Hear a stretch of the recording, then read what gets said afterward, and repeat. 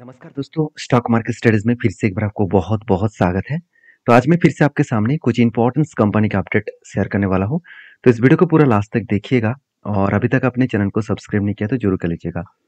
सबसे पहले मैं बात करूंगा टाटा मोटर्स के बारे में। तो बेसिकली टाटा मोटर्स के ऊपर कुछ गुड अपडेट है और ऑब्वियसली मैं पिछले दिन में आपको बताया था कि टेक्निकली चार्ट पैटर्न जिस तरीके से बना है, वहाँ से क्लियर कट जो डेटा देखने को मिला वो अपट्रेंड डेटा है। मैं आपको सबसे पहले मैं टेक्निकली चार्ट पैटर्न आपके साथ शेयर करूंगा क्योंकि यहाँ से कुछ इंपॉर्टेंट पॉइंट आपको जानने का मौका मिलेगा। जैसे देखिए, जब मैंने 600 लेवल में एंट्री लिया था तब मैंने आपको बताया कि मेरा टारगेट है 1140 के ऊपर। तो ओवरऑल मेरा टारगेट जो है मैं आपको बता दूं, एक्चुअली मेरा जो टारगेट लेकर मैं चलूँ 1140 रुपीज़ के आसपास। तो इस तरीके से टारगेट मैंने क्यों लिया, क्योंकि एक लंबा सा कप विद 100 पैटर्न यहाँ पे बना था और इसको ब्रेकआउट करने के बाद एक बड़ा टारगेट लिया।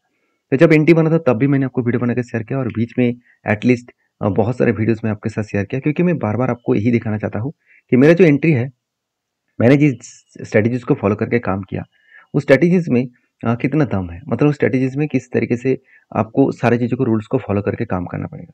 देखिए, मैं कोई आपको हमेशा ट्रेड नहीं देता हूँ, मैं आपको हमेशा सिखाने का कोशिश करता हूँ कि कोई भी स्ट्रेटजीज अगर आप सीख लिए, अगर आपने बैक टेस्टिंग करके देख देख लिए कि हाँ उस स्ट्रेटजीज में दम है, एटलीस्ट आप 10 से 15 साल बैक टेस्टिंग करके अगर देख चुके हैं कि इस स्ट्रेटजीज में दम है, तो आप आपके ओपिनियन के हिसाब से काम कर सकते हैं। तो मेरा मकसद यही है कि आपको मैं सिखा पाऊँ। तो बेसिकली देखिए, टेक्निकली चार्ट पैटर्न्स में जब पिछले दिनों में इलेक्शन का रिजल्ट आया था 2 दिन पहले, तो आप देख सकते हैं किस तरीके से क्रैश हुआ था। मगर यहाँ पे जो एक लाइन में आपको ड्रॉ करके दिया, उस लाइन के नीचे क्लोजिंग नहीं हुआ, उसके ऊपर क्लोजिंग हुआ था। और मैंने पिछले दिनों में वीडियो बनाकर आपको यही बताया था कि जिस तरीके से क्लोजिंग देखने को मिला, यहाँ से एक अपट्रेंड जर्नी यहाँ से ही वापस हो सकते हैं।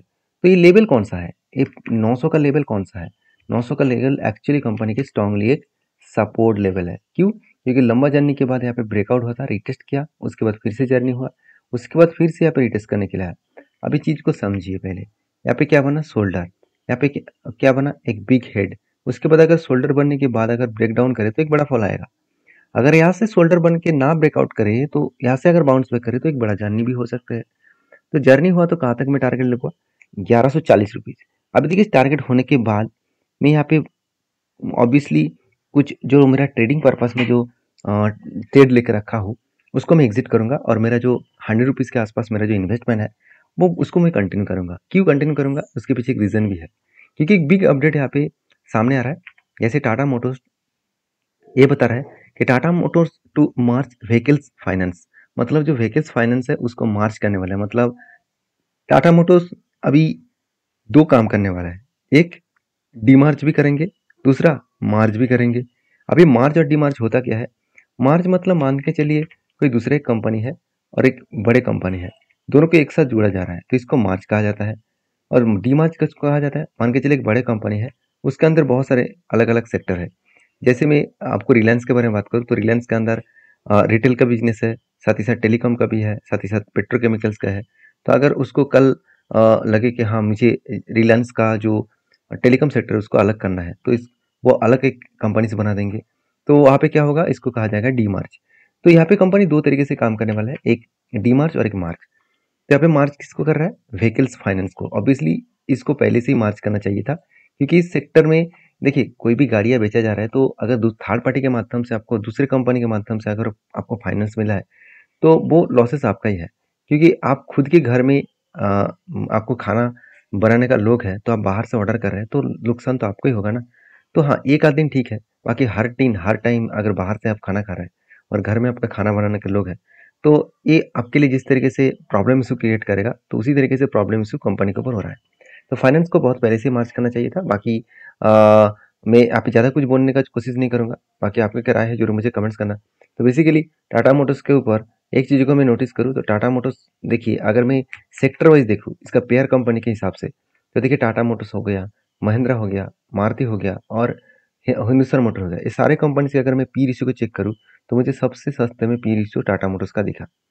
और मज़ेदार बात यही है कि कंपनी का आरओसी भी बेस्ट है बाकी कंपनी से कंपेरिज में।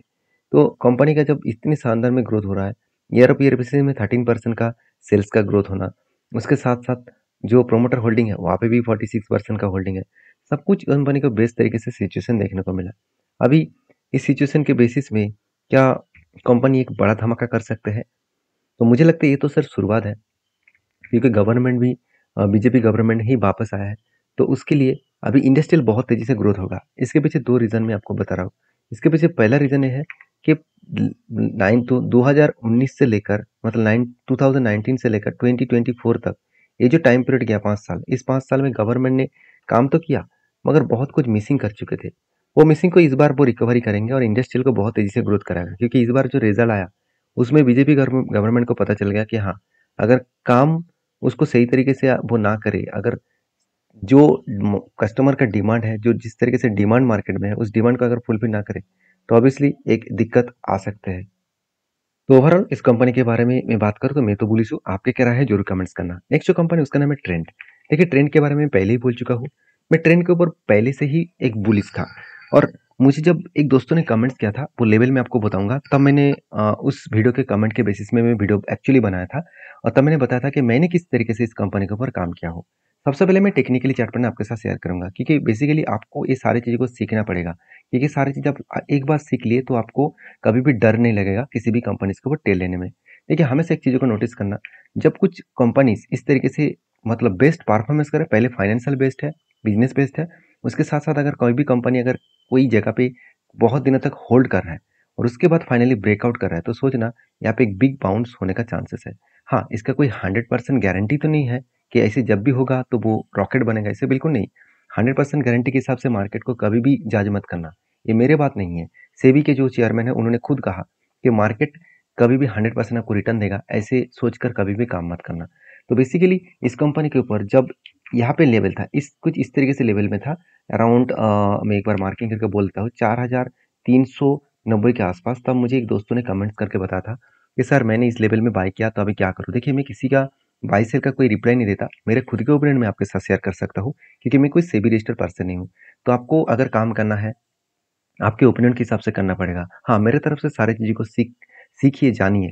तो देखिए, बेसिकली मैं किस तरीके से ट्रेड लेता हूँ, ये जो स्ट्रैटेजीज़ है, ये एक्चुअली अमेरिकन बड़े एक डांसर, जिसका नाम है निकोलास, आप जाकर उसका स्टोरी भी पढ़ सकते हैं। बहुत मुझे इंटरेस्टिंग लगा, और उसकी इंटरेस्टिंग के बाद ही मैंने स्ट्रैटेजीज़ के ऊपर काम करना स्टार्ट किए, क्योंकि उनका स्ट्रैटेजीज़ को मैंने सीखा, बैक टेस्टिंग करके देखा, बहुत स्ट्रांगली काम करते हैं। उनका कहना है कि कोई भी कंपनी अगर इस तरीके से रेंज क्रिएट करे और फाइनली उसको ब्रेकआउट करे और एक बार रिटेस्ट करके फिर से ब्रेकआउट करे, तो सोचना एक बड़ा-सा धमाका वो करके आपको दिखाएगा।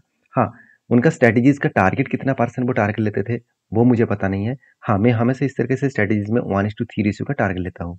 मतलब 1% का लॉसेस एंड 3% का टारगेट। तो बेसिकली ट्रेंड के ऊपर मैं पॉजिटिव हूँ, क्योंकि ट्रेंड के ऊपर ज़्यादा कुछ बोलने का ज़रूरत नहीं है। सिर्फ एक पॉइंट्स मैं आपके साथ शेयर करूँगा। लास्ट फ्यू डेज़ का आप डिलीवरी का परसेंटेज देखेंगे, तो बहुत शानदार तरीके से डिलीवरी उठाया जा रहा है। मतलब इंस्टीट्यूशन अच्छा खासा बाइंग कर रहा है, क्योंकि इलेक्शन का दिन हर कोई कंपनी के ऊपर गिरावट हो रहा था। अभी उस गिरावट का माहौल में भी लोग रिकवरी अच्छी तरीके से कर रहा है। तो मुझे लगता है बेस्ट तरीके से सिचुएशन यहाँ पे देखने को मिला, और इसी सिचुएशन के बेसिस में कंपनी आगे बढ़ने का दम रखेंगे। तो नेक्स्ट जो कंपनी है उसके बारे में चर्चा करूँ, तो उसका नाम है एशियन पेंट। देखिए एशियन पेंट के ऊपर एक चीज़ मैं आपको सबसे पहले कहना चाहूँगा कि एशियन पेंट के ऊपर जो लोग सोच रहे हैं कि एशियन पेंट में खराब परफॉर्मेंस हो रहा है, लगातार एशियन पेंट गिरते चले जा रहा है। अगर मैं टॉप लेवल से देखूँ तो ओवरऑल ओवरऑल डाउन साइड तक देखूँ तो ऑलमोस्ट 20% का करेक्शन हो चुका है। तो ये जो लोगों के मन में जो एक डाउट क्रिएट हो चुका है कि एशियन पेंट खत्म हो जाएगा, बर्बाद हो जाएगा, उसके लिए बता दूँ, अगर एशियन पेंट खत्म हो जाएगा तो सोचिए मार्केट में एक बहुत बड़ा नेगेटिव सेंटीमेंट क्रिएट होगा, क्योंकि एशियन पेंट इंडिया के नहीं, एशिया का सबसे बड़ी पेंट इंडस्ट्रीज कंपनी है। और इस इंडस्ट्रीज के बेसिस में एक चीज मैं कहूँ कि एशियन पेंट का जो मार्केट कैप है, उसको टच करने के लिए बाकी सारे कंपनीज को अगर मार्केट कैप को जोड़ दिया जाए तो भी वो टच नहीं कर पाएंगे, इतने बड़े कंपनी है। तो एशियन पेंट के ऊपर इतना गिरावट का माहौल क्यों है, एक क्वेश्चन मुझे बहुत बार पूछा गया, मैं उसके एक आंसर मैं आपको देता हूँ।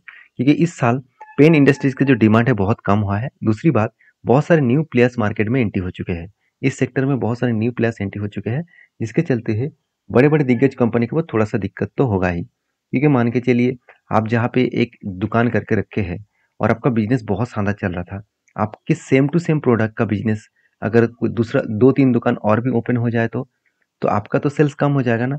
तो ये सेम टू सेम मार्केट का सेम रिएक्ट है। ये देखिए, सब कुछ आपको कुछ रियल लाइफ के हिसाब से सोचना पड़ेगा। आपको वो देखना चाहिए कि कंपनी के एक्चुअली डाउन क्यों हो रहा है। हाँ, वो पॉइंट्स भी हो सकते हैं कि कंपनी का अंदर कुछ प्रॉब्लम है, तो सिर्फ कंपनी के ही गिरावट होता, इसी कंपनी के ऊपर सेल ऑफ देखने को मिलता है, मगर पूरा का पूरा सेक्टर में ही स्लो डाउन है। तो सोचिए, क्या ये स्लो डाउन हमेशा रहेगा? बिल्कुल नहीं। ये कभी ना कभी वो फिर से वापस ज़रूर जाएगा। तो मैं इस कंपनी के ऊपर ऑब्वियसली पॉजिटिव हूँ। हाँ, फिलहाल के लिए मेरा कोई ट्रेड नहीं है, मेरा इन्वेस्टमेंट है। मैं उस इन्वेस्टमेंट को ज़रूर कंटिन्यू करूँगा। बाकी एशियन पेंट के ऊपर आपके क्या ओपिनियन है, मुझे ज़रूर कमेंट्स करके बता सकते हैं। क्योंकि कंपनी के ऊपर एक चीज़ को नोटिस करना, कंपनी का सेल्स थोड़ा-सा कम हुआ क्वार्टर बेसिस में, और एक्सपेंस के बाद में प्रॉफिट जो है 1250 से 1275 बना। अभी बीच में 1400 करोड़ के आसपास नेट प्रॉफिट थोड़ा-सा क्या हुआ, डाउन हुआ। तो बेसिकली कंपनी का जो नेट प्रॉफिट का ग्रोथ है, वो कुछ पॉजिटिवली यहाँ पे ग्रोथेबल देखने को नहीं मिला है। तो जब पॉजिटिव होगा तो फिर से कंपनी बाउंस बैक करेंगी। तो नेक्स्ट जो कंपनी है उसके बारे में चर्चा करूँ, उसका नाम है विस्को ट्रेड एसोसिएट लिमिटेड। तो विस्को ट्रेड एसोसिएट लिमिटेड एक गुड अपडेट दे चुके हैं। कंपनी 2:2 मतलब यहाँ पे 10 का फेस वैल्यू है, इसको 5 बनाने वाले हैं। मतलब हर एक के बदले आपको 2 शेयर आपको मिलने वाले हैं। तो अच्छा खासा एक गुड अपडेट कंपनी जल्द से जल्द आपको अनाउंसमेंट करने वाला है, क्योंकि अभी तक वो अनाउंसमेंट नहीं आया। जब अनाउंसमेंट आएगा तो मैं आपके साथ जरूर शेयर करूंगा। वीडियो में जानकर अच्छा मिले तो प्लीज़ लाइक करना। और ये वीडियो टोटली एजुकेशन पर्पस में था। एक बार काम करने से पहले सारी चीज़ों को समझ कर सीख कर काम करिए। मिलते हैं नेक्स्ट वीडियो में, तब तक के लिए धन्यवाद।